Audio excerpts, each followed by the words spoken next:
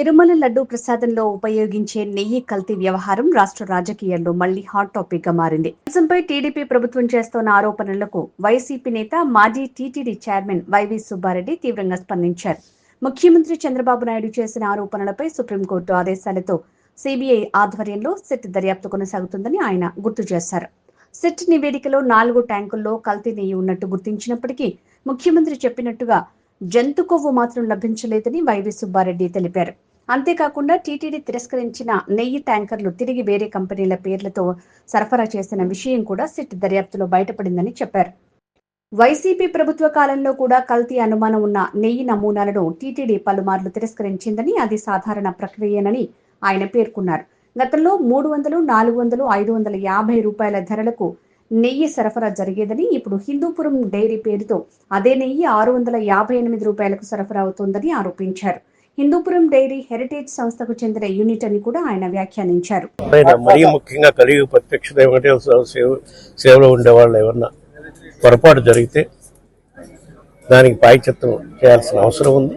మనం కూడా నైతికంగా దానిపై స్పందించి దానికి ఏ విధమైన కార్యక్రమం చేయాలనేది వాళ్ళు చేస్తే బాగుంటుంది. లేదా వెంకటేశ్వర స్వామి దృష్టిలో అది తప్పుగా భావిస్తే వెంకటేశ్వర స్వామి అయినా శిక్షిస్తాడు. అది ఎవరైనా కానీ, ఇంకొకరు కానీ, నువ్వు కానీ, నేను కానీ, ఎవరైనా. దాని మీద మా పార్టీ తరఫు నుంచి మా డిమాండ్ పెట్టారు. వాళ్ళు రాజీనామా చేయాలని. రాజీనామా చేయిస్తారో లేదో కూటమి ప్రభుత్వం వాళ్ళ నిర్ణయం. చేయిస్తే బాగుంటుంది. దేవుడి సేవలో ఉన్నప్పుడు ఎటువంటి నింద వచ్చినా దానికి మనం సమాధానం చెప్పాల్సిన అవసరం ఉంటుంది. కాబట్టి మనం చెప్పకపోయినా దేవుడు సాక్షాత్తు వెంకటేశ్వర స్వామి తప్పకుండా దానికి ప్రాయశ్చిత్తం చేసే కార్యక్రమం చేస్తారు. శాసనమండలిలో అంటే నాకు లేదా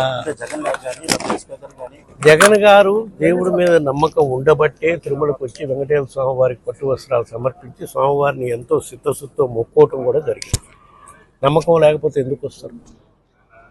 దానికి అంతకన్నా నిదర్శనం ఏం కావాలి? ఆయన ముఖ్యమంత్రి అయినాక ఎన్నిసార్లు పట్టు వస్త్రాలు సమర్పించారు. ముఖ్యమంత్రి కాకముందు కూడా పాదయాత్ర అయిపోయినా కూడా నేరుగా వెంకటేశ్వర స్వామి పోయి వెంకటేశ్వర స్వామి ఆశీస్సులు తీసుకోవడానికి కొండ మీద ఎక్కారు. దానికి వేరే విధంగా మళ్ళీ ప్రత్యేకంగా చెప్పాల్సిన అవసరం ఏముంది అని నేను ఆలోచిస్తాను. శాసనంలో కంటిన్యూమైన విచారణ చేపట్టే విచారణ కూడా ఆదేశం అసలు రావట్లేదు, చర్చకి సిద్ధం రావట్లేదు అధికార పార్టీ. ఎందుకు రావట్లేదు? మీకు అందరికి అర్థం కావట్లేదు. ఇప్పుడు అన్నీ వక్రీకరించి చెప్పే కార్యక్రమం చేస్తున్నారు. ఫస్ట్ తిరుమల ప్రసాదాల్లో కల్తీ జంతు కొవ్వు వాడారని సాక్షాత్తు ముఖ్యమంత్రి గారు మాట్లాడితేనే కదా సుప్రీంకోర్టుకి వెళ్ళడం జరిగింది. మేము సుప్రీంకోర్టు ఏం చెప్పింది? ముఖ్యమంత్రి స్థాయిలో ఉన్న వ్యక్తి ఆ విధంగా ఆరోపణ చేయకూడదు, నిజ నిర్ధారణలు తెలుసుకున్నాకనే మాట్లాడాలి అని చెప్పింది. సరే, సుప్రీంకోర్టు ఆదేశాల మేరకు సిబిఐ ఆధారంలో సిట్ వేశారు. సిట్టు చెప్పిన రిపోర్ట్లో ఏం చెప్పారు? ఏదైతే 4 ట్యాంకులు వాడారో ఎప్పుడు చంద్రబాబు గారు ముఖ్యమంత్రి ఉన్నప్పుడు ఆ 4 ట్యాంకులు కల్తీ జరిగినాయి, కానీ జంతు కొవ్వు లేదు. కల్తీ జరిగిందని వాళ్ళు సిట్ రిపోర్ట్లోనే చెప్పారు. ఇంకా ఘోరం ఏంటంటే ఆ సిట్ రిపోర్ట్లోనే చెప్పారు, ఏ అయితే ఆనవాయితీ ప్రకారం కల్తీ ఉంటే అడల్టెడ్ గీ కానీ ఏదైనా సప్లై జరిగితే రిజెక్ట్ చేస్తారు. మన టీటీడీలో శాంపిల్ తీసుకున్నాక శాంపిల్లో ఫెయిల్ అయితే ఆ విధంగా వైఎస్ఆర్ కాంగ్రెస్ పార్టీ ప్రభుత్వంలో 17 సార్లు 16 సార్లు రిజెక్ట్ చేశారు. అంతకుముందు ప్రభుత్వంలో కూడా వాళ్ళ కాలంలో కూడా రిజెక్ట్ చేశారు.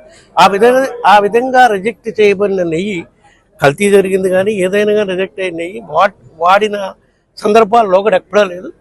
ఇప్పుడు 2024లో చంద్రబాబు నాయుడు గారు ముఖ్యమంత్రి అయినాక ఏదైతే కల్తీ గీ అని ఆయనే చెప్పాడో ఆ కల్తీ గీని రిజెక్ట్ చేసి ట్యాంకర్లు వెనక్కపోతే మళ్ళా వేరే వాళ్ళ పేరు మీద ఆ ట్యాంకర్లు సప్లై చేసి ఆ గీ ప్రసాదాల్లో వాడటం జరిగింది.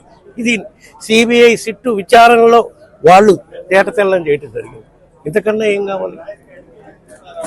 వైఎస్ఆర్ కాంగ్రెస్ పార్టీ ప్రభుత్వం మీద నెపవేసే కార్యక్రమం చేస్తూ, కల్తీ నెయ్యి గురించి మా పార్టీ మీద అబండాలు వేసే కార్యక్రమం చేస్తూ, వేరే కంపెనీ పేర్ల మీద టీటీకి గీ సప్లై చేసే కార్యక్రమం చేస్తున్నారు.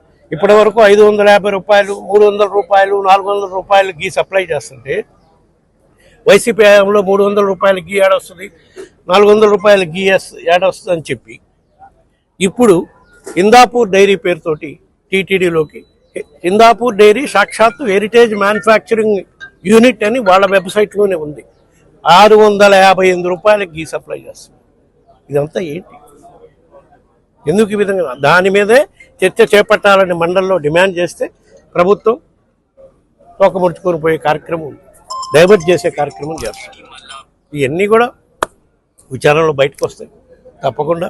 రాబోయే రోజుల్లో ఇక్కడ ఏ తప్పు చేసినా, మరీ ముఖ్యంగా టీటీడీకి సంబంధించి దేవుడు ప్రత్యక్ష దైవం కలుగు ప్రత్యక్ష వెంకటేశ్వర తప్పకుండా ఆ నేరానికి ఎవరైతే పాల్పడతారో వాళ్ళని శిక్షిస్తారు తప్పకుండా. ఇప్పుడు సిబిఐ ఆధారంలో ఎంక్వైరీ కూడా జరుగుతుంది కాబట్టి తప్పకుండా న్యాయం జరుగుతుందని నేను భావిస్తున్నాను. రూల్ ప్రకారం ఉంది కాబట్టి ప్రతిపక్ష పార్టీకి ప్రతిపక్ష నాయకుడు హోదా ఇస్తే దానికి సమయం కేటాయిస్తారు కాబట్టి ప్రజా సమస్యలపై స్పందించే దానికి అవకాశం ఉంటుందని దానికోసమే మేము డిమాండ్ చేస్తున్నాం.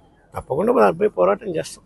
అంటే ప్రతిపక్ష హోదా సంబంధించి ఆల్రెడీ అన్ని సౌకర్యాలు తీసుకున్న జగన్ గారు, కానీ దానికోసం అసెంబ్లీ రాబోయే ఎంతవరకు న్యాయం? ఏం సౌకర్యాలు తీసుకుంటారు? ఎమ్మెల్యేలు ఎవరు అంటే ఎస్కాట్ కానీ ప్రోటోకాల్ అన్నీ ఇస్తామని అంటున్నారు. అది వై కేటగిరీ సెక్యూరిటీ ఆయనకు ఉంది స్వామి, కొత్తగా ఇచ్చేది ఏమి లేదు. మాజీ ముఖ్యమంత్రిగా ప్రతిపక్ష నాయక హోదా లేకపోయినా మాజీ ముఖ్యమంత్రిగా ఆయనకి Z+ కేటగిరీ సెక్యూరిటీ ఉంది. అది కేంద్ర ప్రభుత్వం ఆదేశాలు. దాని ప్రతిపక్ష హోదా కోసం ఉంది. దానికి ఏమి సెక్యూరిటీ ఇవ్వాల్సిన పనిలా, వేరే ఇవ్వాల్సిన పనిలా. ప్రజా సమస్యలపై స్పందించడానికి అవకాశం ఉంటుంది కాబట్టి, సరైన సమయం వస్తుంది కాబట్టి, దానికి తగ్గ సమయం వస్తుంది కాబట్టి ప్రతిపక్ష పార్టీ హోదా ఏమి నెరవేరుతుంది. మాట్లాడిన దానికి నేను స్పందించేది ఏందా? ఇక్కడ జిల్లా నాయకులు ఉన్నారు, అసెంబ్లీ నాయకులు ఉన్నారు, వాళ్ళు ఆడి స్పందిస్తున్నారు. వాళ్ళేదో ఫ్రస్ట్రేషన్లో వాళ్ళు ఇష్టం వచ్చినట్టు మాట్లాడుతుంటే నేను ఎప్పుడు ఆ కామెంట్ చేసిన వాళ్ళపై నేను ఎప్పుడు కామెంట్ చేయాలి, ఇప్పుడు కూడా నేను చేయను. నియోజకవర్గ స్థాయి నాయకులు, జిల్లా నాయకులు దానిపై స్పందిస్తారు. సార్ బిఆర్ నాయుడు గారు మన ప్రెస్ మీట్ అంటే గత ప్రభుత్వం జరిగింది టీడీటీలో, కానీ నా వల్ల ఈ చిన్న వీడియో తప్పే ఉంది. 30 సంవత్సరాలు నాకు చెప్పా కదా స్వామి, ఎక్కడ ఏ బిఆర్ నాయుడు కానీ, వైవి సుబ్బారెడ్డి కానీ, కరుణాకర్ రెడ్డి కానీ ఎవరైనా దేవుడి సేవలో ఉన్నప్పుడు ఏమన్నా నేరం జరిగితే, తప్పు జరిగితే తప్పకుండా దానికి మనం బాధ్యత వహించాలి. నేనైనా వహించాలి, బిఆర్ నాయుడు అయినా వహించాలి, ఇంకొకరైనా వహించాలి. లేదంటే దేవుడి దృష్టిలో మనం తప్పు చేసినట్టే తప్పకుండా దేవుడు సరైన సమయంలో శిక్షిస్తాం. Thank you.